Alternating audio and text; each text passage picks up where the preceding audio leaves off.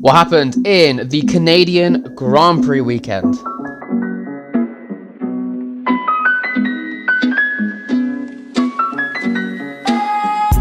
Hello everybody, welcome back to XRS Plus, the official podcast for X Racing Series.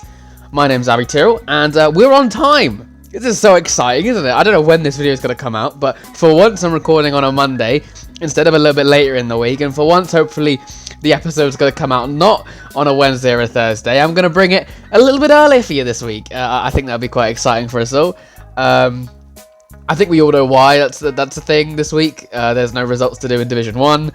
We will get to that. But I think it's quite exciting. It gives us an excuse to record an episode a little bit earlier. You guys get it a couple of days earlier, hopefully. And we'll go from there. How have you all been doing? Because often, if you think back to the week, I get to chat to you guys in the chat on a Wednesday, Thursday in commentary, sometimes on a Saturday, Sunday if I'm doing Division 1 or 2. Of course, I've got the podcast. I get to chat to you midweek as well. Maybe, that's Wednesday usually. Tuesday and Monday, never really get to talk to you guys. How are we all doing? How's your Monday been? How's your Tuesday been if it comes out tomorrow, of course? We are looking good. Another weekend off the list. We have only got 4 weeks left, I believe, which is very, very exciting. 4 weeks, only a certain amount of points accessible now to the teams, and we bring these drivers, the constructors, and the OCC championships to a close. We are ending our European leg. I say European leg, obviously we did Canada, but we're ending our actual European leg next week with a Silverstone Sprint, which is a return, actually. We had a Silverstone Sprint, I believe, in Season 2 as well, last season, and that was a big fan favourite. Everyone loved it. So we're doing it again, back-to-back seasons. In terms of sprints, we'll chat about them later on. Of course, this season we had Spain, Belgium, and Silverstone, 3 very popular tracks. Last season we had Silverstone, Brazil, and Bahrain, which was a little bit out there, but it worked. Season 1, of course, we had 4 sprints. We had China, which actually worked out really, really well. Spain as well, so we had our second Spain this season. We had Austria back then, and we also had COTA, which hasn't appeared on any feature calendar. Hopefully COTA will be back next season. I say hopefully, I know what the calendar is next season, but I won't reveal anything yet. I'll keep my mouth shut. But yeah, we've got Silverstone Sprint next week, then we've got Qatar, then Singapore, and then again a finale in Bahrain, which worked out very well last season. Bahrain was the opener of the league in Season 1. It was a big, big fan favourite at the time. We had it as it wasn't the finale, last season, was it? It was like round 6. Yeah, round 6 last season, out of 8. It was closest to the end. And then this season we're having it as a finale. I think it'll absolutely work. I think that Bahrain's a fan favourite. I think it's quite a demanding track on this game. The tyre wears it puts a lot of pressure on the car, and I'm interested to see who can handle that, especially for a season finale as well. The issue is we might have a Canada rerun for Division 1, which might kind of ruin that. So we'll find out. We'll talk about that in a minute. Before we start on Division 5, which is what I usually do, and I'm actually having something I'm going to do a little bit before that. Before we do that, though, a precursor to what we're going to talk about this podcast, I do want to say hello to everybody new. We've got so many new people in the last week, I think. We've had 20, 30 new drivers who have just come in, jumped into racing, and they're now, I think, enjoying racing. This was their first weekend in racing, or they raced last week in Spa, or they raced the weekend before in Austria. Hello to everyone new. How are you doing? If you're joining me in the podcast, you're very, very welcome. We love you over here.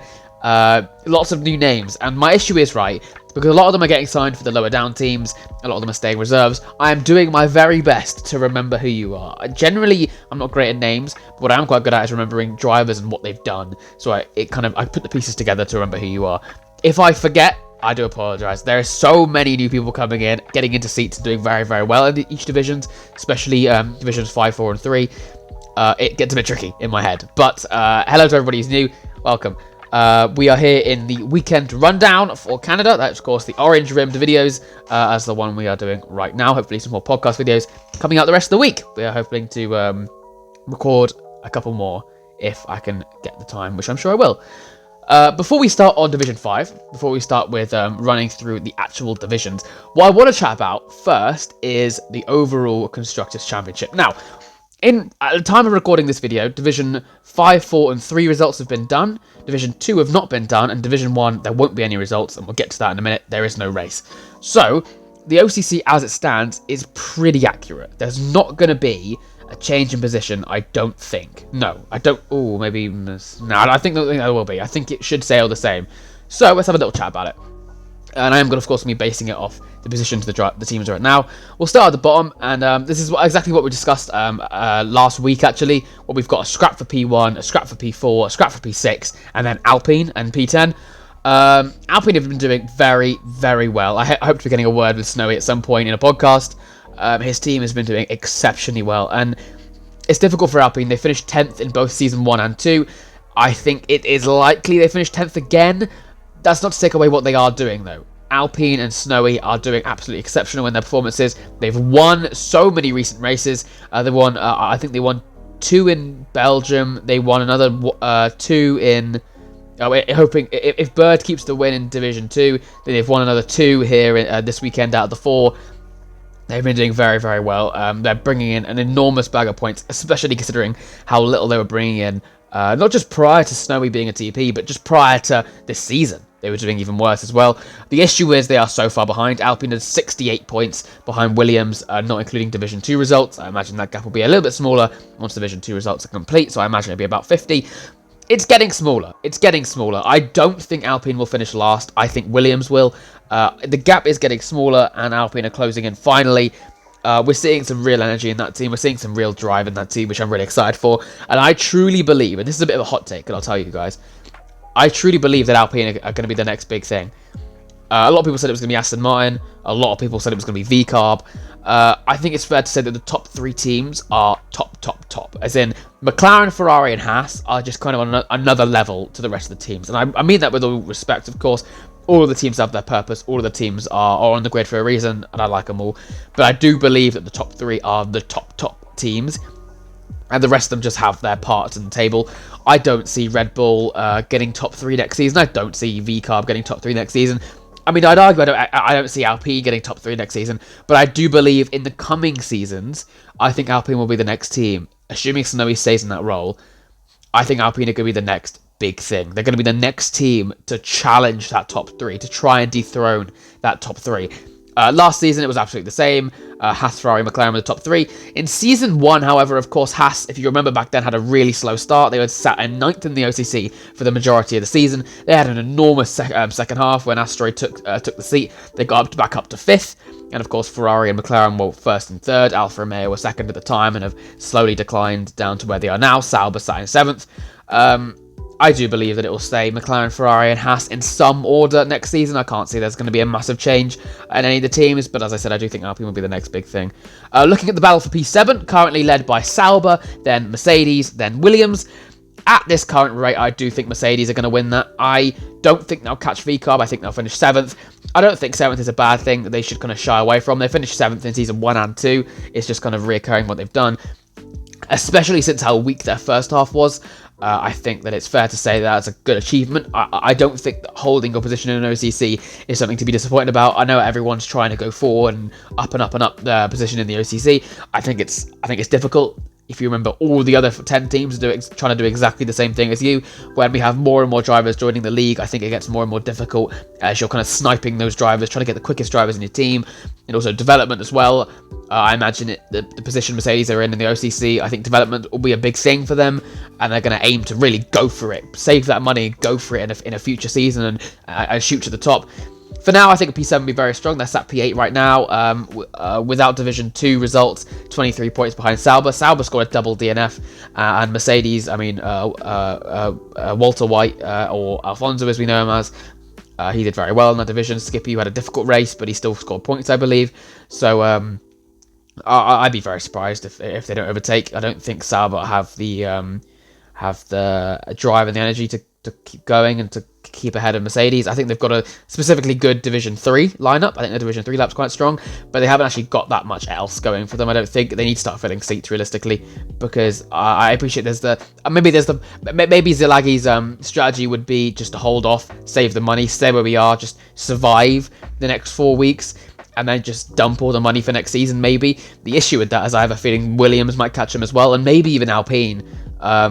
So there's a threatening strategy if he goes for it. We are close to the end of the season when it comes to championships, but when it comes to holding on to the points you've got and just leaving everything else and neglecting the rest of your lineup, we're still quite far away. We've still got a lot of races to go. We've still got 16 races to go with the 4 weeks coming. 16, sorry, we're not for 4 divisions anymore. We've got 5 divisions now. We've got 20 races to go, I should say. And then maybe a rerun of Canada Division 1. So, it's a long way to go if you're just going to hold on to what you got. So I think Mercedes will win that. I think Sauber will finish 8th or 2nd in that little battle.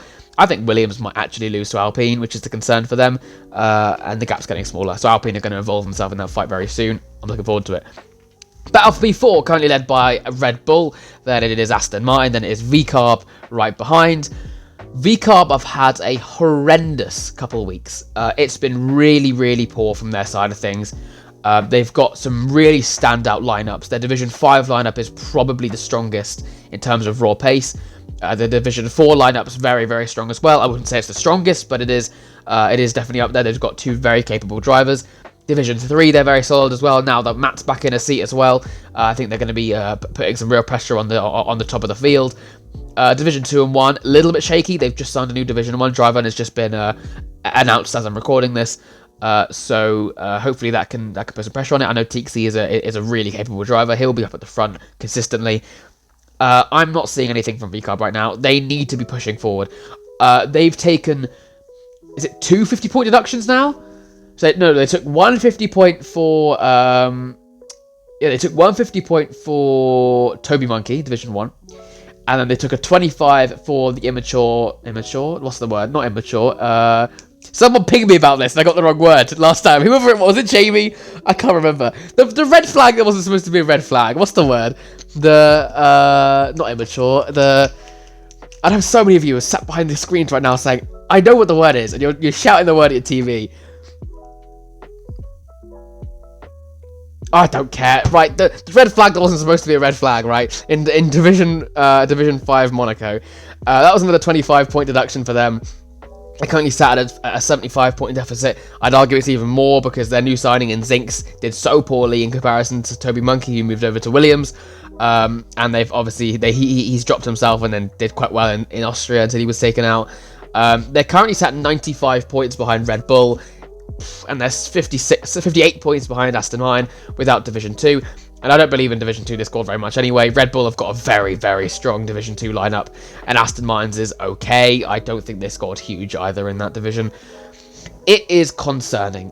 If VCARB don't finish 4th, I think it's disappointing. And it's surprising that I've said that, because generally I'm quite like, if you hold your position in the OCC, you've done quite well, because all the other teams are pushing as well. If you hold position, that's good. If you lose one position, it's okay. I do believe that if VCARB don't finish at least 5th, it's very poor, because they've had, from the beginning, they've had a good lineup. They've consistently a good team. They're not a bad team. They're not a top 3 team. They're just a good team, and they have been torpedoed by Aston Martin and Red Bull, who really shouldn't be the next teams to be torpedoing them if you think about it. VCARB, or AlphaTauri as they were originally, have finished 4th and 4th back to back. They've consistently, as I said, been the best of the rest. They've consistently been just outside of that top 3, and I think that's a fair position. Realistically, looking on paper, they should have been the next team to pressure that top 3, and they weren't. First of all, I mean, Haas kind of knocked Alfa Romeo out the water, and they're now Sauber and arguably a backmarking team. And then we've got, obviously, like I said about Alpine, I think Alpine are going to be quite good. Aston Martin had a very strong start of the season, and they're going to be finishing hopefully mid-table, which is really, really strong from them. I know there's a lot of shade thrown at Aston Martin, considering their great start and then it just declining because apparently certain drivers are running the team instead of the actual team principal. As much as I don't like how Cajun handled that whole Aston Martin thing by leaving to VCARB, I think that Aston Martin finishing 5th, or even mid-table, even if they finish 6th and VCARB get them, I think it's still a very, very strong result. So, fair play to them. If VCARB don't finish at least 5th, I think it's disappointing. And I mean, they realistically should be finishing 4th. They should be beating Red Bull. I mean, yeah, their lineup's strong. They made a couple transfer mistakes, evidently, due to the braking. They shouldn't be dropping any lower than top 5. Not looking at the caliber of their lineup. I'm hoping for something big for them next season. as I said so many times in podcasts, they should be the next ones that are challenging the top 3. And I don't understand where Jace or now Matt Drive is at, because I'm not understanding why they're not really putting the pressure on the top teams, and why teams like Alpine and Aston Martin and you could argue Haas actually originally were able to just outperform them consistently, just outwork the team throughout the season. I'm hoping for the best for VCARB, but they need to be catching that, and it needs to be winning that battle. Red Bull, very good, very good. I think Red Bull are what I saw VCARB as in the first 2 seasons, where they were just consistently there. As in, I wasn't always focusing on a Red Bull driver. I wasn't always focusing on a VCARB driver, or an AlphaTauri driver back then, but they're consistently there. Every single race, you'll have one of them or two of them in the top 10, sometimes in the top 6. They'll just be there, scoring good points, and that's the reason that they're only about 200 points behind the top teams, because they're consistently just there. And VCARB need to kind of reignite that in that team. When we get to the rundown of all the divisions, you'll see my opinions on VCARB and how they've been quite poor this weekend. And it's not like it's been bad. They've scored solid points, but I expect more from them, is all I'll say. I expect more from them, and I'm hopefully going to see that next season. I have no doubt that I do believe that Matt's going to be the best VCARB TP that they've had, and I'm expecting big from him. I'm expecting him to really put pressure on the top teams. And then, of course, we have the battle for P1, led by McLaren, then Ferrari, then Haas. McLaren are struggling. And we'll get to this when we talk about Division 1 especially. McLaren are struggling. They've had a really, really strong first half of the season. In fact, not even like a record-breaking first half of the season. They were winning everything. And it did not look like any team was going to get anywhere near them. It was essentially what Red Bull were IRL, right? No one was touching Verstappen in that car in Bahrain. He was nuts. And it slowly declined, where drivers have been banned. Nothing to do with the team, as I always say. Drivers have been banned. Drivers have been struggling. There's been mistakes made. And Ferrari have been the team who were 4th for briefly. They were behind Aston Martin briefly after a really, really weak start to the season. Have really taken it upon themselves to push. And they've got the rocket boosters on, and they're coming towards McLaren very, very quickly. Now, there's the argument that bolstering a 50-point deduction will come into the big factor of it. If Ferrari beat that 50-point deduction above McLaren, then of course there's the argument of, well, they've done it fairly. Currently the points, ignoring Division 2, is 91 away. Originally it was 250 mid-season, and we're 4 races away. At this rate, I think they're going to catch them just, but we'll be within the 50 points, which is obviously going to be a discussion for whether they hold on to it, who will win it, because it'll be a legal argument off track, I'm sure. But on track, which is the only one I care about, Ferrari are coming, and McLaren don't seem to be throwing anything in their way, and there's not much they can do at this stage. We've got no more transfer windows, we've got no more things we can do. It is now just a race to the finish line, and Ferrari are coming quick towards McLaren, and I'm interested to see what McLaren can throw at them, because we'll get to it when I talk about Division 1, because we've had another situation involving a McLaren somehow. I don't know how it's always a McLaren involved that sparks some interest with the league, and has angered some people. But Haas as well. I mean, I don't ignore Haas. Haas have done well. They're just consistently 3rd. I mean, I think they're going to finish 3rd. I don't think they're going to caught. They're not going to get caught by Red Bull realistically, and they're not going to catch Ferrari or McLaren realistically, unless they pull something amazing out of their bums for the final few rounds. They're just all right. I mean, they're not. I mean, if I'm being honest, they've actually been quite poor the second half of the season. They've not really been scoring that many points. I mean, they've been annihilated by Ferrari. And what they've done essentially is that the first half of the season was just so good that they're able to put it into cruise control now, and they can just coast to a P3, which is not a bad thing at all. It's just not a bad thing at all. Getting another top 3 is very, very strong. They're not going to defend their OCC, but they're proving themselves as a top team, and that's the main thing that matters. So fair play to Haas. Take a P3. That's good. Right, we're going to move on to each of the divisions. Let's get started. Right, we begin with Division 5. The race on the Thursday evening. Also a race I commentated. If you want to watch that, then absolutely jump on the highlights. They are on YouTube right now, the same channel you're watching. My driver winner for the Division 5 race, I'm going to say Sab, also known as, of course, SBLB, I think it is, the Alpine driver. Fair play. Fair play, he pulled that off. So, interesting strategy. Alpine have gone for a hard medium as opposed to the standard medium hard around Canada. Absolutely paid off. I think a big part of that was the fact that he had no penalties. Obviously, a track like Canada where you're on the edge of track limits constantly. It's an interesting track where it's not just the walls you've got to worry about, it's also track limits. It's definitely a track that requires concentration throughout the race. Otherwise, you do pick up penalties, which obviously we'll talk about other drivers later on in this video who did. Sab, very well played, stayed off the penalties. That allowed him to get the win. Was hard medium the best strategy? Maybe. I think in this race it potentially was, considering the circumstances. Generally, it's probably not, as we learned throughout the weekend. But he's absolutely smashed it. I think that was a really good call.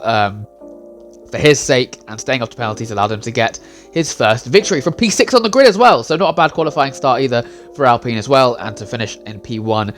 Continuing Alpine's streak, I believe, I'm going to get the facts right first, I believe that was their third win in a row. So Division 1, Belgium, which was the Sunday night.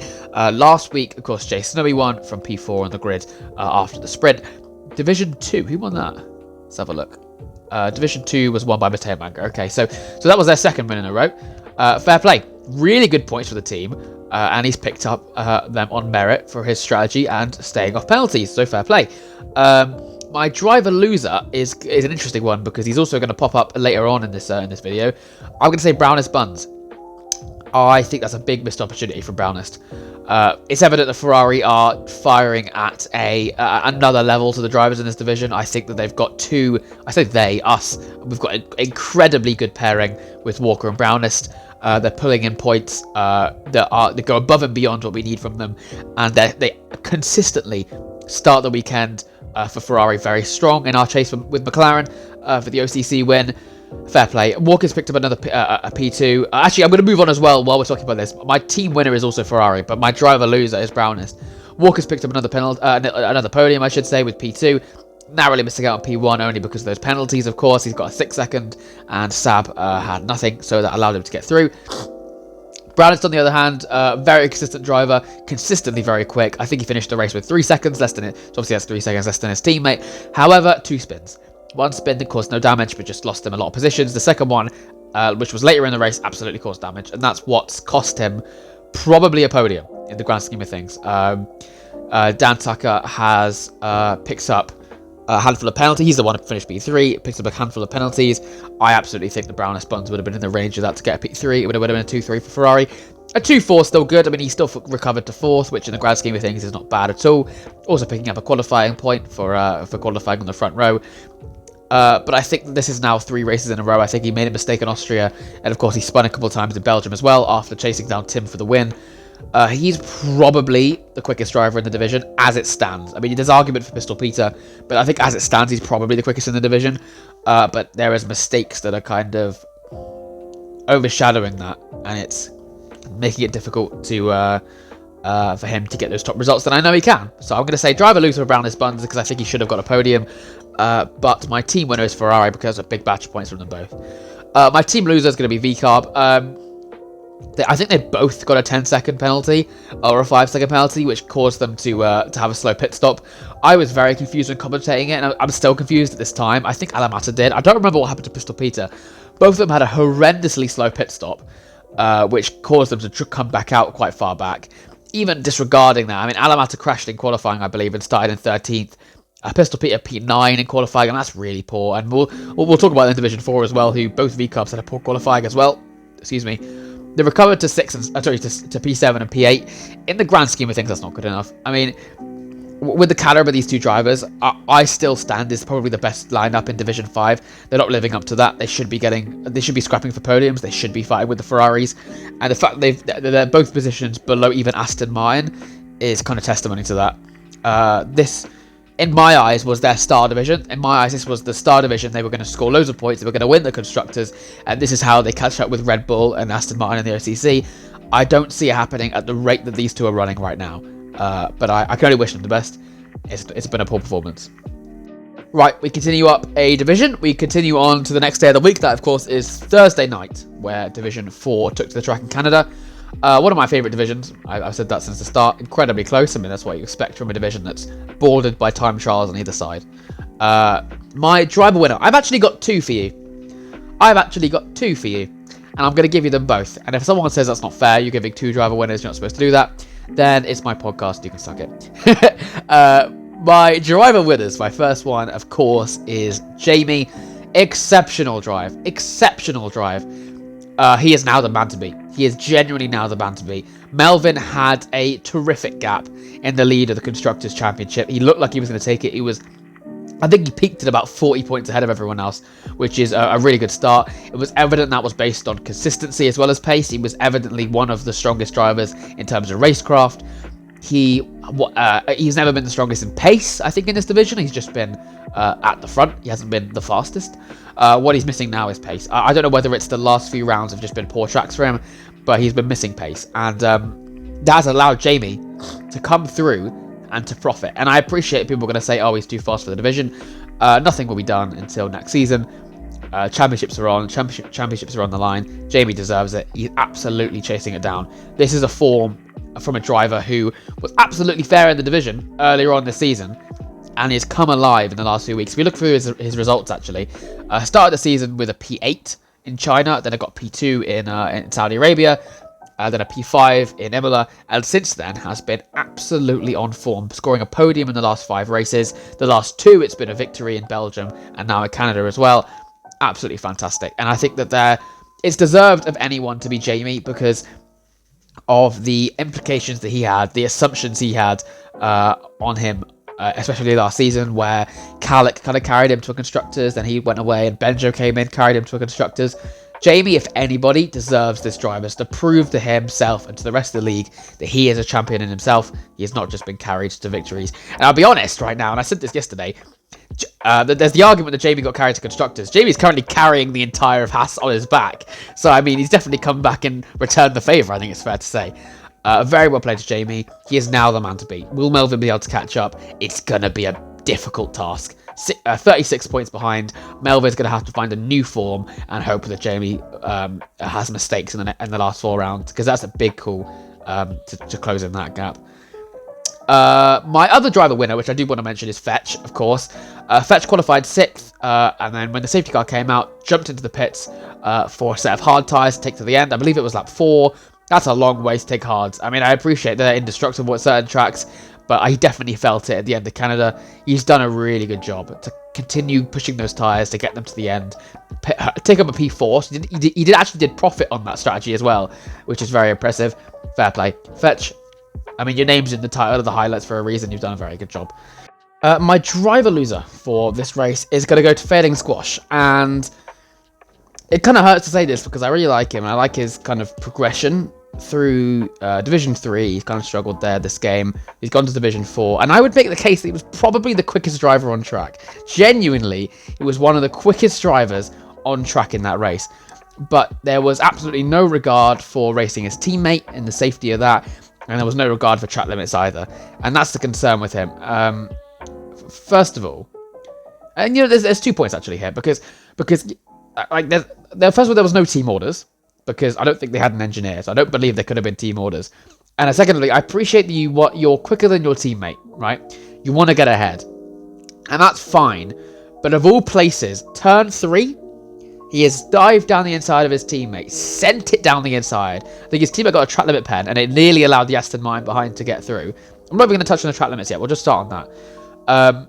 First of all, Canada is one of them tracks where not every corner is an overtaking point. Silverstone, Spa, Austria, these are really good circuits because most corners are overtaking points. And by overtaking point, I don't mean you can fit a car there, okay? That's not what an overtaking point is, Liam. That's not... An overtaking point is where it's commonly known that it's safe to make an overtake in that spot, right? Turn 3 is not an overtaking point. The final chicane in Canada, not an overtaking point. Turn 8, not an overtaking point. And especially, so first of all, you don't need to be doing that anyway. I don't want you guys in the comments to come back and be like, oh, well, technically, if you go slow enough, you can fit 2 cars there. Yeah, but who's going to be defending that slow, okay? Who's going to be attacking that slow, okay? When you're attacking or defending, you're not going to be that nice to the person next to you. You want to get through. So, I'm not saying you should never go for moves there, but there's got to be a certain situation. You've got to be rushing. You've got to be on newer tyres, and they're just holding you up and you need to get through. But on your teammate, down through turn 3 on your teammate. it's a risky move. It's a risky move because that could have gone wrong. That could have gone very wrong. And if you think back to Austria, to exit a turn 4, I think was failing to up the back of the Haas ahead, which caused his teammate to hit the back of him, and both Alpines crashed into each other, taking each other out in Austria. And that was 2 weeks ago in the same division, with failing involved again. I'm not saying it was a failing's fault, that one, of course. I don't remember whose fault it was. I don't think it was anyone's, but Alpine's crashing in that division, and they've got a new signing in, and it's nearly happened again. There needs to become some kind of caution. Failing was absolutely in that moment quicker than Sam Newton, but was it necessary to send it like that? And that goes for not just overtaking your teammate, but anything. I mean, is it that often necessary to be sending a move down the inside of turn 3, Canada? I mean, you've got to leave room. You've got to really consider what's around you. If you make the mistake of the move, a guy behind you probably would have got better momentum and go for you into turn 6. You know what I mean? So it's something you have to consider, and I don't think there's a scenario on your teammate that's a necessary move. Then looking at the track limits, I think he picked up like, I think it was 18 seconds of pen or something. I mean, that's 3 seconds. That's ridiculous. I don't think that anyone in any of the divisions should have been getting 9 seconds. I think that a 3 second is fair. A 3 second is 3 mistakes, and that's fine. Even the best drivers would have got that. A 6 second is unfortunate that you've just kind of disregarded a few corners and you've disobeyed the limits, and that's fine. A 6 second, I think it's not great, but it's okay. A 9 second is a bit touch and go. I mean, that's 9 times you've gone off track limits in a 35 lap race. You've gone off once every four laps. Is the average? That's right. That's the average there, right? Once every 4 laps, you've gone off track limits. I mean, that's silly. I mean, we're getting silly there. You know, every 4 laps you're doing something silly and going off track limits. Unless you're wheel to wheel with someone for the entire race, which I know you're not. That's interesting. Anything more than 9 is ridiculous on Canada, and 8. I think he finished at 18. It might have been 15. So I apologize if I'm lying. That's ridiculous. I mean, that's silly. You're pushing it too far there with track limits, and there should have been a part in that race where he's like, okay, right, maybe I'm doing something wrong here. Maybe I should chill out. He ended up finishing P7 that race. I mean, quali P9, which already was just all right. He's gone up to P7 in the race with those penalties. Fair enough. It's not even a bad result, but I so believe he could have got a podium. I so believe he could have got top 4. You know what I mean? It's just unfortunate that the cookies crumbled this way. My team winner is actually a surprising one. You might not be expecting it. You might be expecting me to say Alpine or McLaren maybe, or Haas. I'm actually going to say Sauber. Simon X picking up a P5 and Michael Lewis picking up a P11. And they started from 20th and 16th. A very poor qualifying from both of them. And they've shot up the order. A really, really good showing from the both of them. Especially Simon X. Simon X has been in the game for a long time. I know he's a familiar name to a lot of us here in the podcast from the previous league as well. Great to see him up at the front. Great to see him performing right to the top of his ability. He absolutely deserves it. So, fair play. And then my team loser, I'm going to give it to VCarb again. Once again, poor qualifying. I mean, like a lineup that's caused so much chaos, so much disrespect to Aston Martin. And it's for 14th and 15th in quali, disappointing. And then going into the race, Xavier's presumably left the session when he's disconnected, and it's DNF'd him. Cajun's finished 15th, which is 1 point, just poor. I mean, I don't know what the causes of Cajun's poor race was, or why Xavier decided to leave the session, which has caused his DNF. You can't be doing that. You need to shut off your Xbox, shut off your PC, shut off your PlayStation. Don't leave the session because it'll DNF you. This is stuff we knew from like round 3. Why people are still doing it, I don't know. We know what to do now. Very poor from VCarb. Again, exactly what I said about Division 5. This is supposed to be their second best lineup. This is supposed to be their storer of points. This is supposed to be where they're getting the big haul in, and they've got like pennies from it. So disappointing from my point of view. We move up one more day. We go up to Friday. We go up to Division 3, and my driver winner is my boy. And I backed him from last week. I told you, and I was absolutely spot on. Ransdale is my driver winner. Fair play. He was on another level, and I told you he was the quickest in this division. He's making a late championship charge. Do I think he'll win it? No, but I think he'll get pretty close. Got 4 weeks left. He is 32 points away from the championship. I don't think he'll win it. I think it's going to go to CGM probably, or maybe Dom if he picks up the pace a bit. But Ransdale. I told you, boys. He's a dangerous man when he gets behind the wheel, and he's proved that this afternoon with a very good performance. Easily the best on track. No penalties. Didn't speed in the pit lane like CGM. Exceptional drive, mate. I actually have got another driver winner written down. So again, I'm going to go for 2. Just want to give a quick shout out to Oberwalf. Fair play. Off the track limits. Finished the race in 5th. Up to 2nd on merit. And that's exactly what my target was. I qualified poorly. Well, I qualified alright.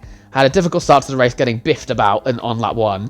And then my plan was just to stay off track limits and just go up the order based on that. And I could have got my 3-second removed. The whole plan was working perfectly, and then I was taken out many times. So I wasn't able to do what my original plan was, but fortunately someone was able to do it, and Oberwalf was the one that was able to do it. Finished 5th, up to 2nd after track limits. He got a qualifying point as well after starting on the front row. Fair play, very fair play. So that's a good batch of points for Red Bull. So there we go. My driver loser is Tycho. Enough said. My team winner, is Sauber again. My team winner is Sauber again. Tim's taking to this division very quickly. He qualified 4th, finished 8th after a difficult race on a strange strategy, going a hard medium, I believe. He's done quite well. He's got a good batch of points. Conehead challenging for the championship, finishing 4th is absolutely fine. I think maybe it was a bit disappointing to finish by in CGM, but still good result. And I think that I think he'll be best pleased with that. I'm sure it's still a good batch of points. And my team loser, as we scroll back down the order, is going to go to Williams. Raza Gaming DNFing after being decently paced. Raza Gaming DNF. And Benjo being very off his usual pace. Benjo has usually this season been really, really good and really good on pace. Finishing 11th after qualifying 16th. I mean, that's not what we usually see from him. We usually see him up at the front. So I'm going to say Williams just for the fact that we usually see him a little bit higher up. So I'm going to say that. And finally, we're going to go to Division 2. And I don't usually say finally Division 2 because there's no Division 1 to talk about. I will talk about it, but there is none to talk about as it stands. No results on screen, so I'm going to have to go based on my little list. My driver winner is going to be Raven West. My team loser is going to be Ferrari. Now, you might be wondering, what on earth is Abby doing? What is this? What does this mean? Well, my team loser is Neb Restroom, but I'm going to give it to Ferrari as a whole. Raven West, as he often does, and I don't really understand this, is only able to win races when the entire lobby has killed him. He's on a checklist of once that checklist is complete, once everybody in the lobby has killed him at least once, he is then, the gods allow him to win the race. He's been off the pace this game, he struggled in Division 1, he's finding his form in Division 2 finally, and he's proving he's just the very, very strong race, product race results person as he is. And he has done well to win the race, or not, because Neb Restroom came through and said, you know what, don't feel like you winning. His engineer joining early. Now, you might be thinking, what does this mean? So every team can bring in an engineer. That will be a driver from their team that doesn't race in this division that will come in and help out their drivers by giving batteries, gaps, strategy, that kind of thing. Giving almost a bird's eye view of the race and what the drivers can't see from their cockpits. And the rule is that you book in with Neb on the morning of the race, and you let him know, can I engineer for this whoever, and he'll say, yep, fine, and add you to the list. He also sends the same paragraph every week saying you have to join the lobby after lap 1. The reason that's a rule, if you were wondering, is because back in F1 22 and 23, when we didn't have that rule and you could just join the lobby whenever, but just not in a car. Well, I think the rule was after lights out, actually. After lights out, you can join the lobby, and you can spectate and you can engineer. However, that's not a rule anymore because there was a glitch that came with that. So if you didn't know, it comes up on the bottom of your screen, Avi Tyrrell has joined the lobby or joined the session. And it says that when you join the lobby, not when you actually join the session to spectate. You still got a couple, about half a minute to join to spectate, right? And The issue with that was that people took that rule and said, okay, well, as long as I'm not spectating, as long as I'm spectating after lights out, it's all fine. I can join the lobby before lights out, but I just can't spectate before lights out. So they'll join the lobby as they're sat on the grid and going, and that will cause a glitch, which means a safety car will come out during lights out, and it'll be a rolling start.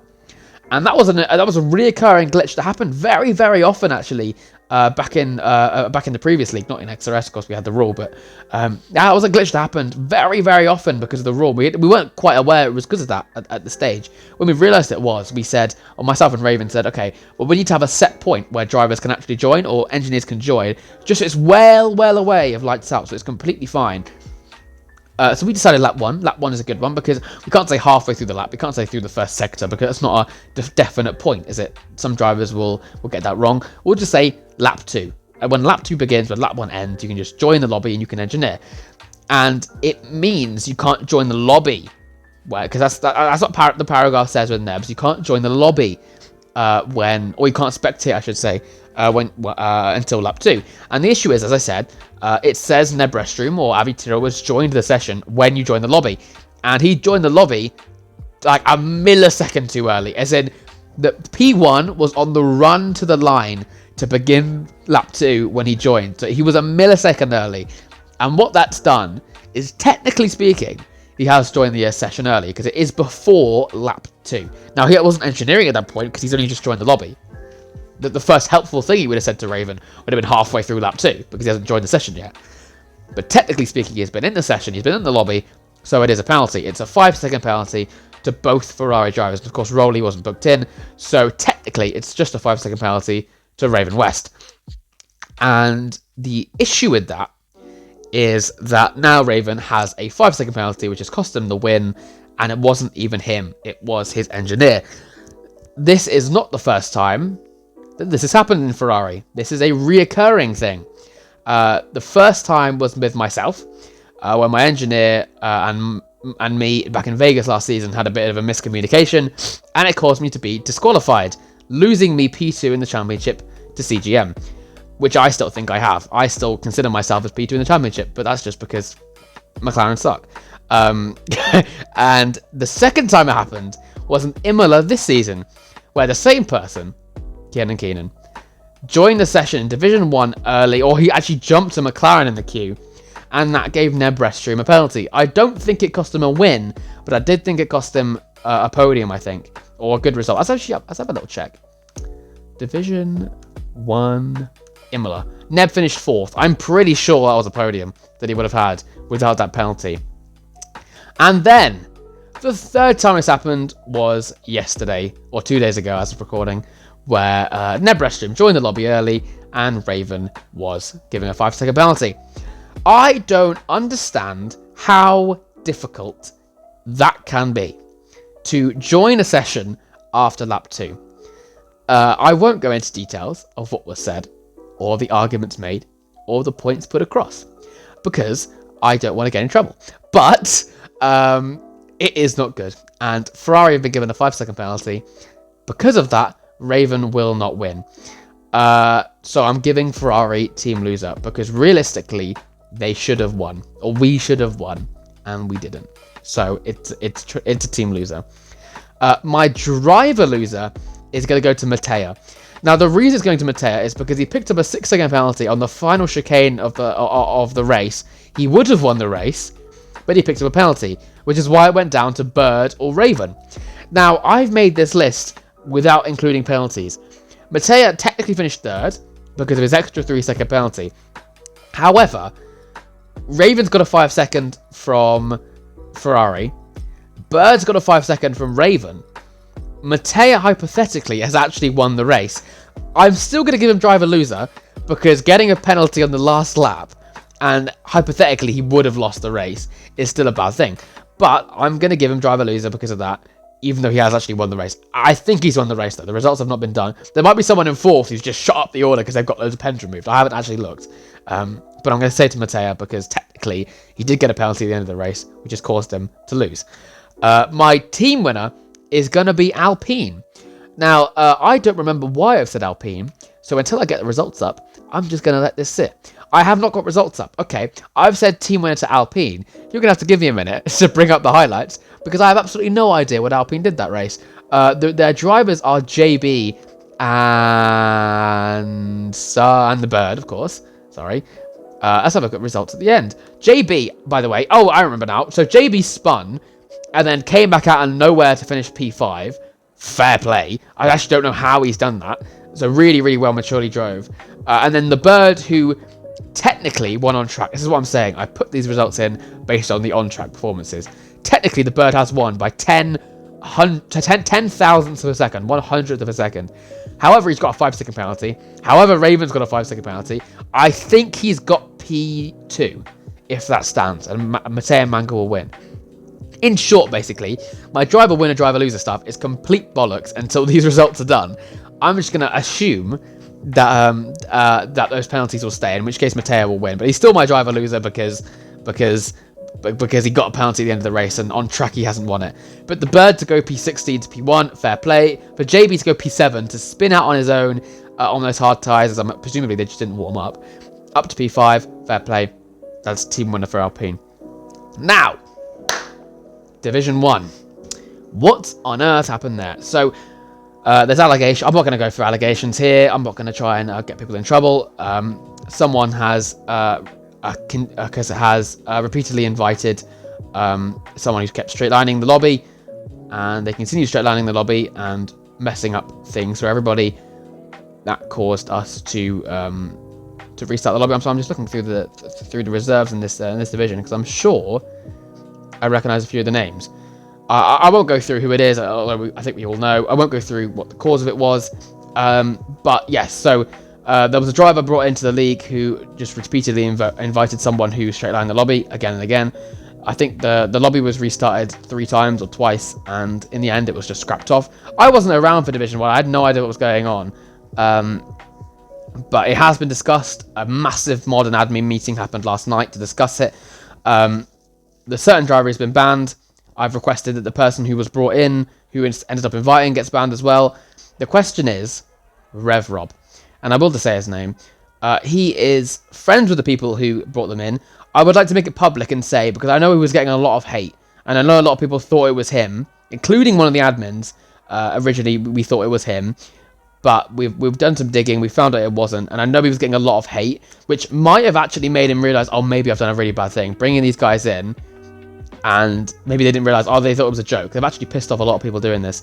I would like to say that it was not Rev Rob who brought them in. And I don't want there to be hate towards him, because they were just his mates. It's an unfortunate situation where they've just mucked about and ruined everyone's evening. In terms of the Canada race, I don't know what's going to happen. The options are rerun or void it. The rerun will happen probably end of season. In my opinion, that kind of ruins the vibe of Bahrain, it being the finale, the end of the OCCs. I would quite like to scrap it. The issue is that there's teams that are chasing down teams in the OCC. For example, Ferrari won the extra race to chase down McLaren. VCAR probably won the extra race to chase down Red Bull, etc., etc. Alpine need the extra race to chase down whoever's they're fighting. For that reason, it probably will exist at some point. The question is where, we don't know. I really hope it's not the end of the season, because I think it'll ruin the Bahrain vibe, but I have a feeling it's going to be just stuck on the end of the season, which kind of sucks.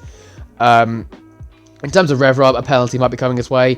I expect some kind of backlash will be coming his way, but I want everyone to know that that they shouldn't be getting hate. He wasn't the main cause of it. So he was arguably just a passenger in it. Whether he knew his friends were going to muck about like this, don't know. But they have been banned and they won't be coming back. Division 1, there's no race. The first time in XRS history we've just had to miss a race and void it due to being completely unaware of who was inviting the person in, I assume. Unfortunate scenario, but it is how it is.